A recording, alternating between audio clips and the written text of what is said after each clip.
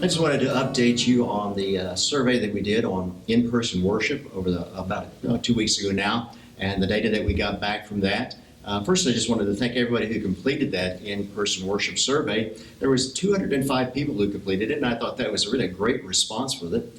There was a good representation, I should add, also of people of various age groups and also of different worship services that they would usually attend. So it was a good kind of a cross-sampling of the entire congregation. And just wanted to tell you some of the things that we found. First of all, 75% of those who responded said that they didn't want precautions in place when they came back to in-person worship. There were also 16.5% who said, hey, we're going to just wait until there's some kind of successful treatment for COVID before we come back, and which is an honest statement, I believe. And also there was, interesting that the largest group of people, they were interested in opening in-person worship August the 1st or after. Of course, throughout the survey, it was indicated that safety was really important for everybody.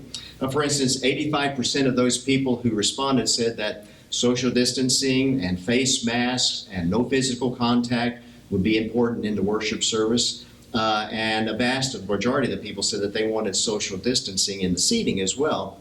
Now, the thing about social distancing in the seating is that will decrease the number of people that we can have in any particular room by a significant amount, because when you've got to have a minimum of 6 feet between people, that really kind of draws that down, so it'll have to be adjusted accordingly.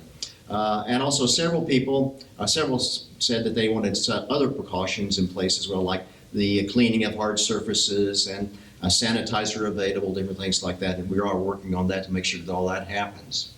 I do want to tell you that about our worship online, that 97% of those people who had actually viewed worship online said, and that was the vast majority of people, I would say, too, who responded to the survey, they said that Good Shepherd's online worship service either met or exceeded their expectations for what they had as far as online worship. And that many of them thought that in the future, online worship would be a part of their spiritual journey going forward.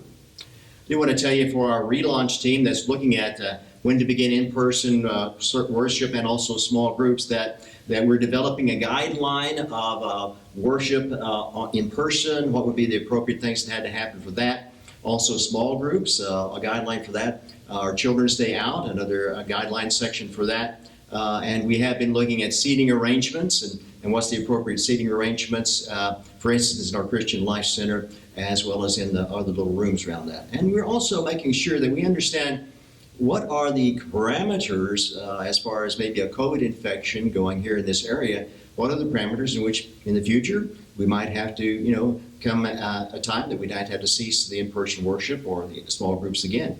We never know what's going to happen in the fall.